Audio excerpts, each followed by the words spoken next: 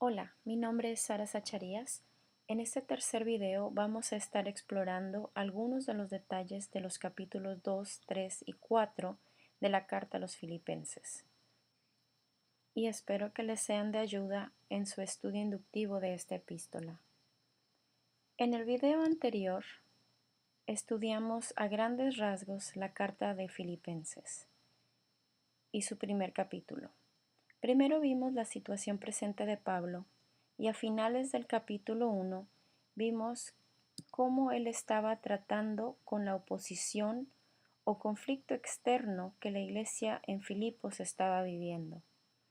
Ahora en este video, comenzando con el capítulo 2, veremos cómo Pablo va a abordar el conflicto interno en la iglesia, por lo cual les va a hacer un llamado a la unidad que debieran de tener en Cristo Jesús.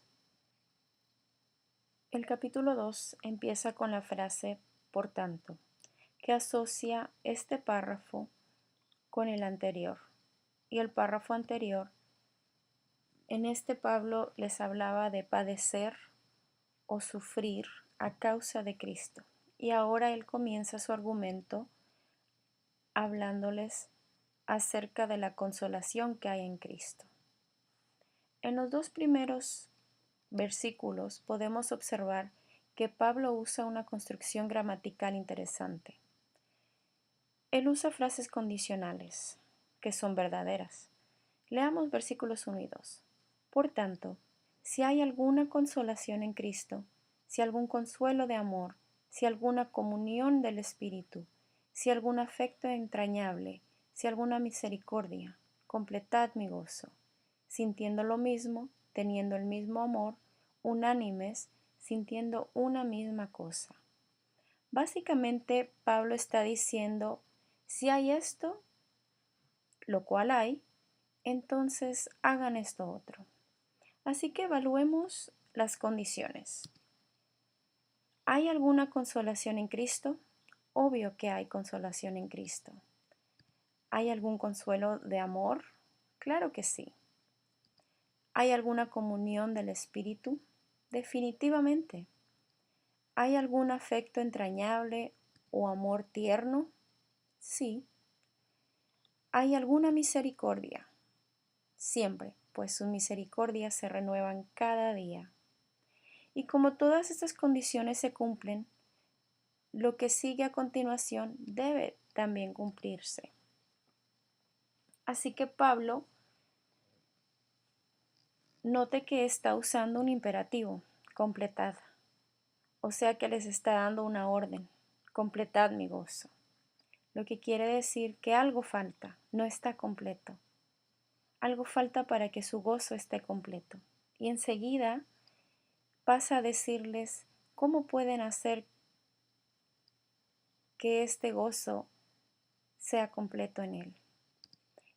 Y les dice, pues sintiendo lo mismo, teniendo el mismo amor, unánimes, sintiendo una misma cosa.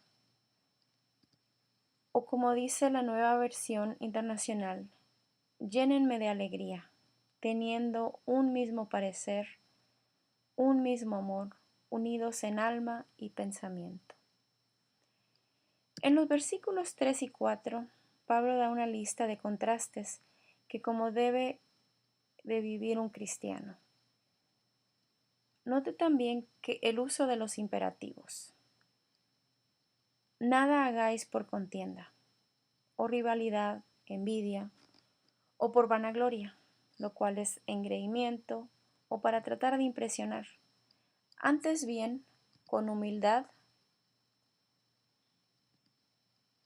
como estimando cada uno a los demás como superiores a él mismo. Recordemos que Pablo se dirigía a ciudadanos de una colonia romana y a obispos o líderes y a los diáconos de la iglesia, personas quienes tenían cierto estatus o reputación. Y continúa diciendo, no mirando cada uno por lo suyo propio, sino cada cual también por lo de los demás.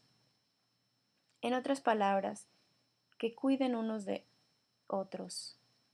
Enseguida Pablo va a citar del versículo 5 al 11 lo que estudiosos consideran fue un himno de la iglesia primitiva. En el versículo 5, Pablo les va a dirigir al ejemplo máximo de humildad, nuestro Señor Jesucristo, donde Pablo les ordena: haya pues en vosotros este sentir, que hubo también en Cristo Jesús.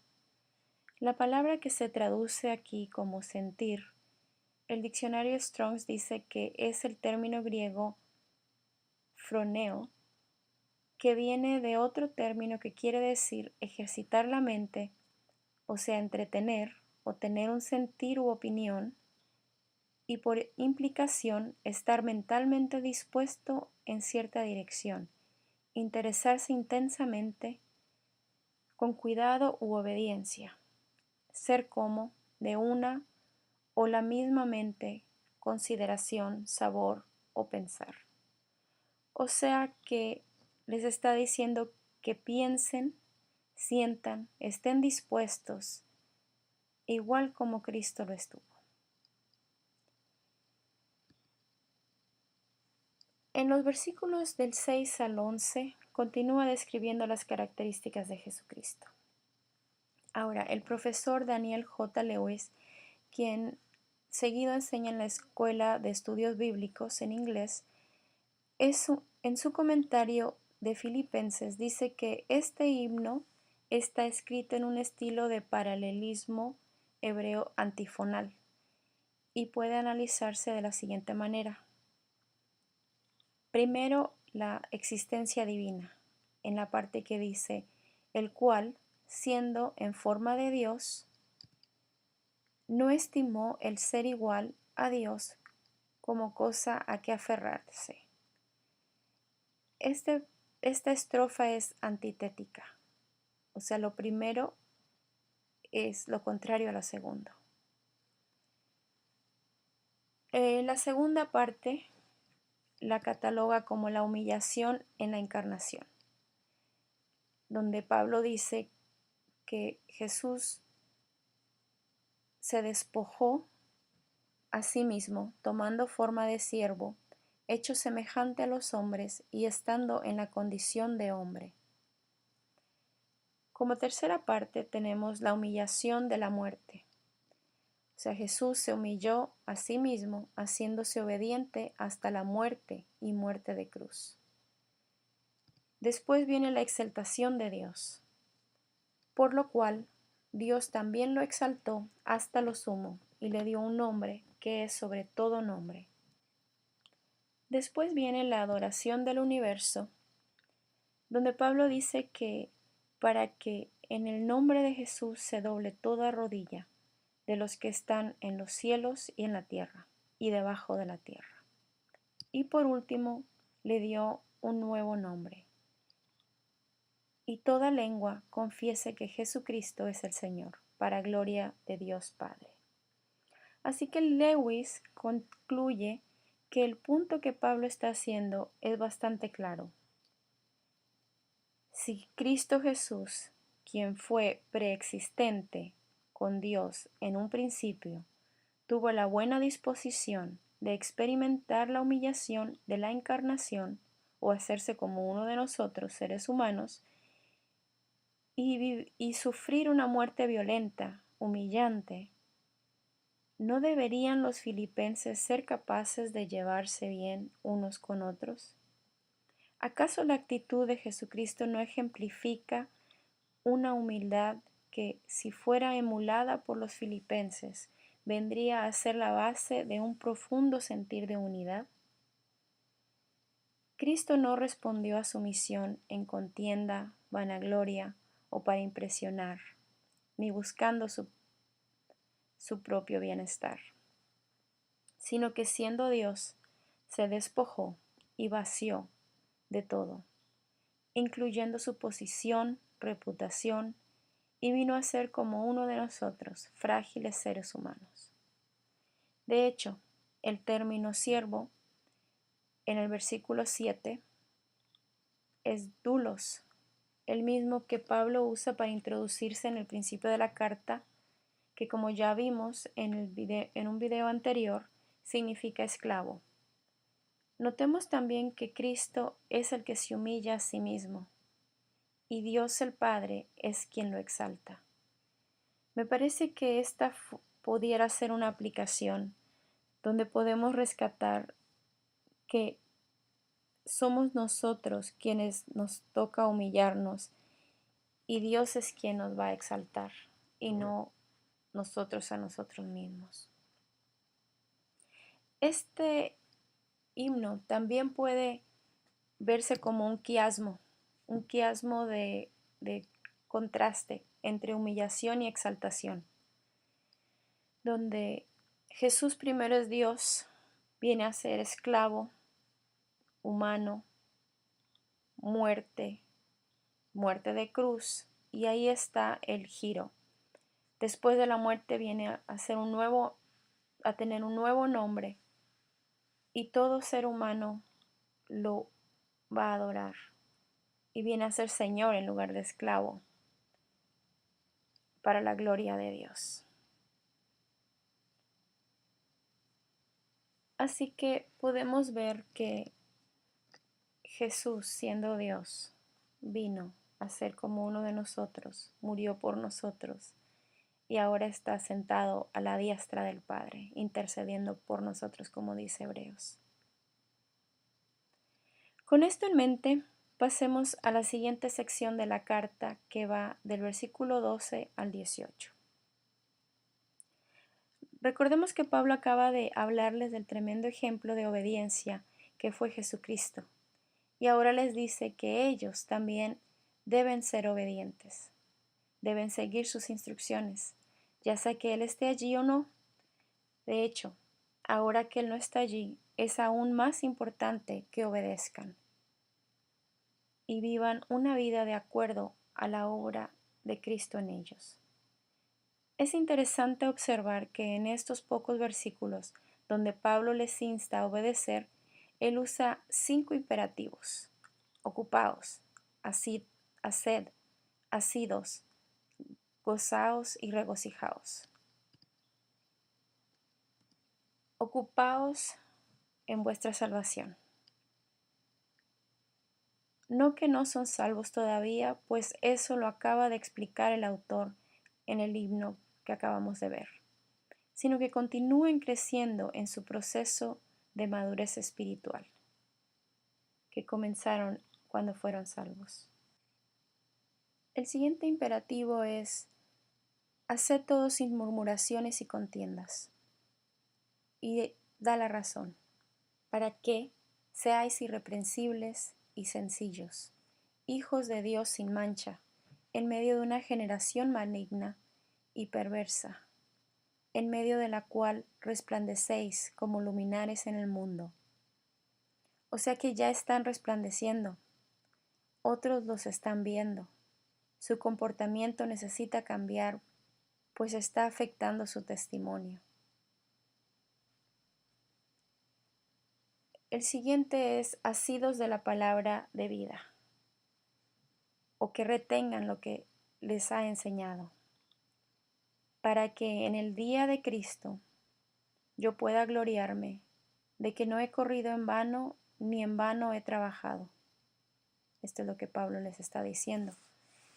Aquí Pablo está usando 2 metáforas, el correr y el trabajar, para hablar de su ministerio en Filipos. Y añade que aunque sea que vaya a ser ejecutado, él se goza y se regocija en ellos y pide que ellos hagan lo mismo. Les dice: gozaos y gozaos también vosotros conmigo. ¿Por qué? Porque el gozo no es en lo que se tiene, sino en el Señor Jesucristo y la obra que hizo por nosotros. En los versículos restantes del capítulo 2, Pablo les avisa que les va a enviar a Timoteo, pues él realmente se interesa genuinamente en ellos. De hecho, lo describe con algunos de los atributos de carácter de los cuales les viene hablando que ellos debieran tener. Leamos versículos 20 y 21. Pues a ninguno tengo del mismo ánimo, y que tan sinceramente se interese por vosotros, porque todos buscan lo suyo propio, no lo que es de Cristo Jesús. Pero ya conocéis los méritos de él, o sea, Timoteo, que como hijo a padre ha servido conmigo en el Evangelio. Recordemos que Timoteo se unió al grupo de Pablo en Iconio durante su segundo viaje misionero cuando iba de camino a Macedonia. Por lo tanto, Timoteo conocía bien a la iglesia de Filipos y su contexto. Ahora Pablo también anhela poder ir a verlos, pero no sabe cuándo esto va a poder ser. Y por lo tanto está también enviando a Epafrodito, quien ellos enviaron con una ofrenda y que habían escuchado que se había enfermado y casi muere, lo cual los tenía preocupados y Pablo quería traerles paz, así que los iba a enviar. Es interesante notar que Pablo describe a Epafrodito como su hermano, colaborador, o sea, alguien que trabaja con él, compañero de milicia, alguien quien era capaz de dar su vida por su compañero de batalla. Recuerden que Epafrodito casi muere en servicio a Pablo. Y mensajero de ellos, o sea, los filipenses, y ministrador de las necesidades de Pablo. Y por último, pide a los filipenses que lo reciban en el Señor, con todo gozo, y que honren a los que son como Él, quienes están dispuestos a morir por la obra de Cristo. A continuación pasaremos a explorar algunos de los pasajes del capítulo 3. Notemos que Pablo comienza con la frase "por lo demás". Esto parece indicar que está concluyendo su carta, por lo que algunos estudiosos dicen que es posible que Filipenses consiste de más de una carta. Y también porque les dice que a él no le es molesto escribirles las mismas cosas otra vez. Por otro lado, podemos ver que hasta ahora Pablo ha tratado con dos puntos principales en los cuales los filipenses necesitaban crecer: la humildad y la unidad. Y para finalizar, el autor los va a exhortar a gozarse en el Señor. Así que pasemos a leer los primeros 4 versículos del capítulo 4. Por lo demás, hermanos, gozaos en el Señor. A mí no me es molesto el escribiros las mismas cosas, y para vosotros es seguro. Guardaos de los perros, guardaos de los malos obreros, guardaos de los mutiladores del cuerpo. Porque nosotros somos la circuncisión, los que en espíritu servimos a Dios y nos gloriamos en Cristo Jesús, no teniendo confianza en la carne. Aunque yo tengo también de qué confiarme en la carne. Si alguno piensa que tiene de qué confiar en la carne, yo más. Y ahí Pablo continúa dando sus credenciales del judaísmo, que ahora considera sin valor, puesto que no contribuyen para nada a su relación con Dios. Ahora es importante notar que en la frase gozaos en el Señor, el énfasis no debe ponerse en el gozarse, sino en el Señor, o sea, en lo que hemos de poner nuestra confianza, en Cristo. Nuestra confianza debe estar puesta en el Señor Jesucristo y lo que hizo por nosotros, y no en nuestra carne o nuestras cualidades naturales, logros u obras. Pablo lo rechaza todo a cambio de Jesús. Pablo está completamente en contra de complicar el cristianismo o el evangelio, añadiéndole requisitos al sacrificio de Cristo. En el versículo 2 vemos que Pablo dice a los filipenses que se guarden o cuiden de los perros. término que usa para referirse a los judaizantes, judíos que estaban tratando de imponer las tradiciones o rituales judaicas a los cristianos gentiles. Es irónico que Pablo se refiera a ellos como perros, ya que los judíos llamaban perros a los gentiles. También los llama malos obreros y mutiladores o cortadores del cuerpo, en referencia a la circuncisión. Recordemos que los temerosos de Dios no eran partidarios de la circuncisión. En el versículo 3, Pablo pasa a explicarles que los cristianos son la verdadera circuncisión, los que confían en la obra redentora de Cristo, y no en las obras de la carne o los esfuerzos humanos, que ellos no necesitan ser circuncidados como la ley de Moisés ordenaba, pues habían sido circuncidados en el corazón y adoraban a Dios en espíritu, no en la carne.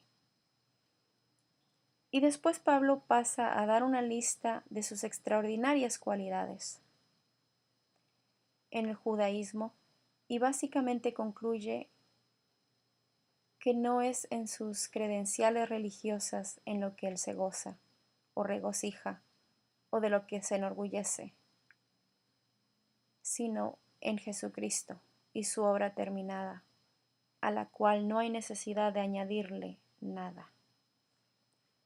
Gozarse en el Señor no quiere decir estar feliz, contento, sino gozarse en lo que Cristo hizo por nosotros, que no cambia dependiendo de las circunstancias. Por lo tanto, nuestro gozo no necesita fluctuar. De los versículos 4b al 11, Pablo hace un contraste entre el judaísmo, diciendo que él poseía las mejores credenciales, pero dice que todo su legado y trayectoria judaicos, que antes habían sido de gran valor para él, ahora no tenían valor alguno. Lo consideraba basura o estiércol, como dice la NBI, comparados con el conocimiento de Cristo Jesús, su Señor. Pablo era judío por nacimiento, bajo la ley, circuncidado al 8º día, no un prosélito, o sea, alguien que se convirtió al judaísmo, que fue circuncidado o escogió no circuncidarse en el momento de conversión. Pablo era descendiente directo de la tribu de Benjamín, la tribu más pequeña, de la cual vino el primer rey de Israel, Saúl, nombre del cual provenía Saulo, el nombre hebreo de Pablo, que viene del pasado del verbo pedir o desear, o sea, aquel que ha sido pedido por Dios. Ahora, Benjamín fue la única tribu que permaneció leal a Judá cuando sucedió la rebelión de Jeroboam. De hecho, el templo se encontraba en el territorio que había sido repartido a Benjamín. O sea, Pablo era no solo un judío, sino un judío elite de la tribu de Benjamín, hebreo de hebreos. En otras palabras, era un judío helenista no era un judío helenista que había cedido a la cultura griega cuando Alejandro Magno conquistó el área. Él era un fariseo, hijo de fariseo, maestro de la ley, de la secta más estricta del judaísmo. Él era el hijo o un hijo del pacto de Sinaí, Moisés, a través de la circuncisión. Pablo era judío, judío. No podía ser más justo bajo la ley de lo que era Pablo. Él hasta había perseguido a la iglesia en sus inicios. Él había sido un judío extraordinario antes de convertirse al cristianismo, como dice Gálatas. Pero como dice en versículo 7, cuantas cosas eran para mi ganancia, dice Pablo, las he estimado como pérdida por amor de Cristo. Y continúa diciendo,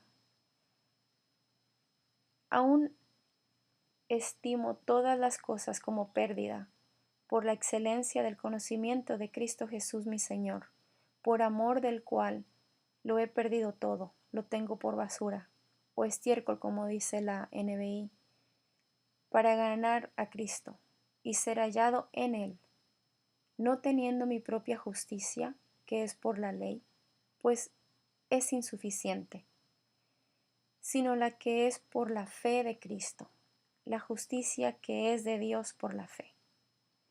En otras palabras, un regalo perfecto, totalmente completo.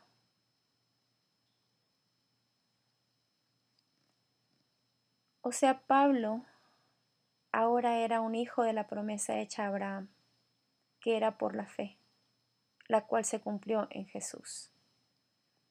Pablo abandonó toda su vida en el judaísmo, toda su carrera, todos sus valores judaicos, para seguir a Cristo. Y ahora los judaizantes querían imponer a los cristianos gentiles básicamente lo mismo que Pablo había dejado atrás. En los versículos 10 y 11 tenemos la meta de vida de Pablo: conocerle a Jesucristo y el poder de su resurrección, y la participación de sus padecimientos, llegando a ser semejante a él en su muerte, si en alguna manera llegase a la resurrección de entre los muertos, dice Pablo. Pablo está dejando en claro que él no hubiera podido conocer a Jesucristo si hubiera seguido observando los rituales judaicos. Él tuvo que abandonarlo todo para participar con Cristo en sus padecimientos y experimentar el poder de la resurrección en su vida, no solo a futuro en la resurrección de los muertos, sino en sus presentes pruebas. Recordemos que Pablo estaba frente a la posibilidad de ser ejecutado. Este profundo conocimiento de Cristo y de lo que Jesucristo vivió y de cómo fue perseguido por los judíos también, el conocerle a Jesús en profundidad es lo que cambia vidas y da las fuerzas para aún enfrentar la muerte llenos de esperanza. En el versículo 13, Pablo aclara que él todavía no ha alcanzado su meta, pero prosigue hacia ella. En ese mismo versículo tenemos un juego de palabras, donde Pablo dice que aún no ha alcanzado eso para lo cual Dios lo alcanzó a él primero. Pablo admite que aún no ha alcanzado su meta. Todavía no es perfecto, pero que está en el proceso, siendo perfeccionado. Y para esto es imprescindible dejar su pasado de legalismo y religiosidad y poner a Cristo enfrente. Él no podía transar y vivir ambos lados, ambos pactos. En otras palabras, él no puede transar con el Evangelio y añadirle requisitos, pues el sacrificio de Cristo es completo, es perfecto y no le falta absolutamente nada. La meta se trata de cada día ser más como Jesús y no de si vamos al cielo o no. Ahora Steve Craig, del ministerio de narrowpath.com, propone que la perfección se puede entender en 3 niveles. Número 1, un corazón que es completamente entregado, dedicado al Señor, aunque la carne o comportamiento de la persona no sean perfectos. O sea, el entregar nuestro corazón a Dios completamente en el momento de la conversión no nos hace inmediatamente perfectos o maduros. El segundo nivel se puede ver como el ser espiritualmente maduros, o sea, tener los frutos del Espíritu Santo en nuestras vidas. Pero la madurez toma tiempo, es un proceso de crecimiento en el cual nos encontramos todos. Y el último nivel es la perfección absoluta, que solo sucede en la resurrección. En los versículos 15 y 16, Pablo dice que tiene la certeza de que como todos han entregado su corazón completamente al Señor, el Señor mismo traerá claridad en las áreas a cambiar o crecer. Mas en las áreas que ya tienen perfección o madurez o luz, deben mantener sus estándares y no volver atrás, sino proseguir a mayor perfección. Pablo los anima a que lo imiten a él o a personas que son buenos ejemplos en la fe. Siempre es bueno tener a alguien que nos sea de inspiración a crecer, a ser mejores, y que no se dejen influenciar por los que quieren engañar o alejar de Cristo. En el versículo 19 les advierte acerca de los enemigos de la cruz, o sea, los que quieren pervertir el Evangelio de Cristo, cambiar el mensaje.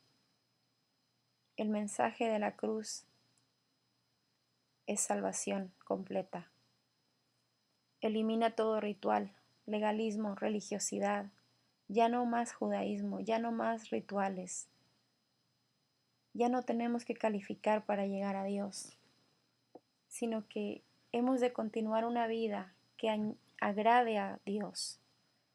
Note que en el versículo 19 termina diciendo que estos enemigos de la cruz solo piensan en lo terrenal, las cosas de esta tierra, no viven para Dios, sino para ellos mismos.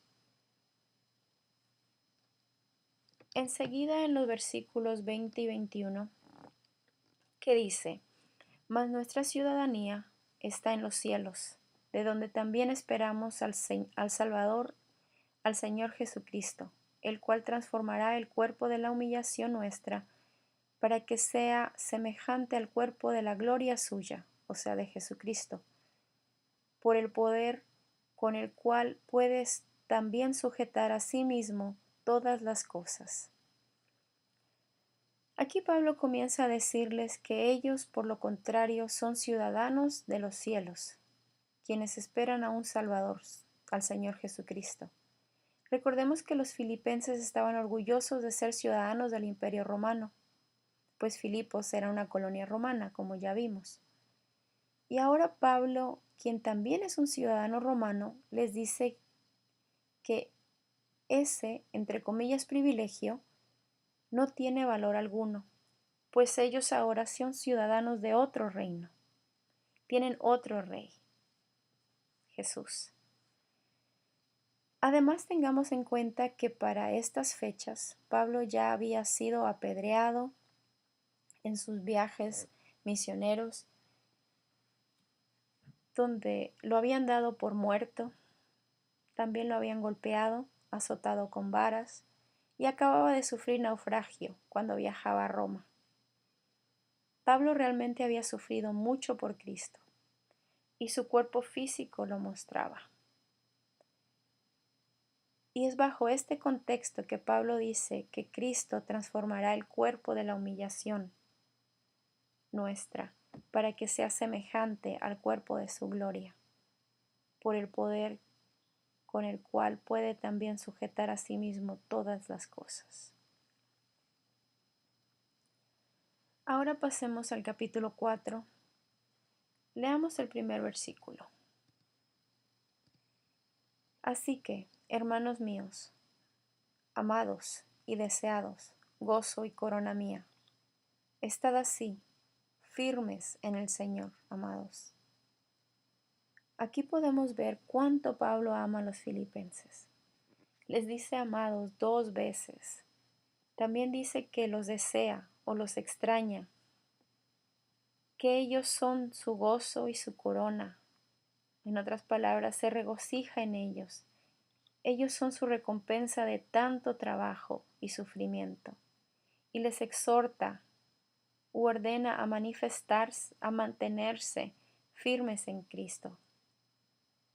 En el versículo 2, Pablo trata un conflicto específico entre 2 mujeres, Evodia y Síntique, no solo pidiéndoles, sino rogándoles que se pongan de acuerdo y restauren la armonía, pues ellas eran mujeres de influencia.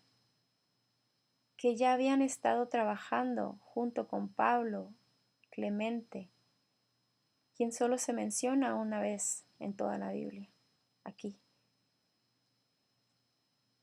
al lado de otros creyentes, y esto podía traer daños graves sobre la congregación, pues tendrían que ser ejemplo para estas alturas. Había gente que los estaba viendo, que los estaba observando. Entonces les pide a un tercero, quien no tenemos el nombre, que por alguna razón Pablo no menciona, que les ayude a resolver la situación.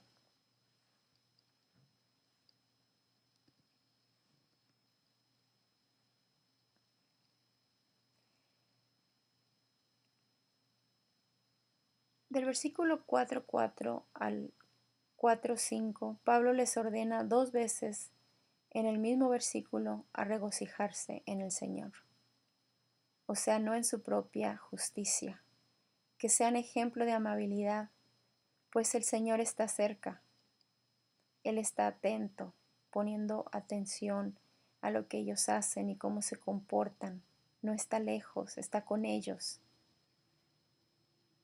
Ahora note que los siguientes versículos,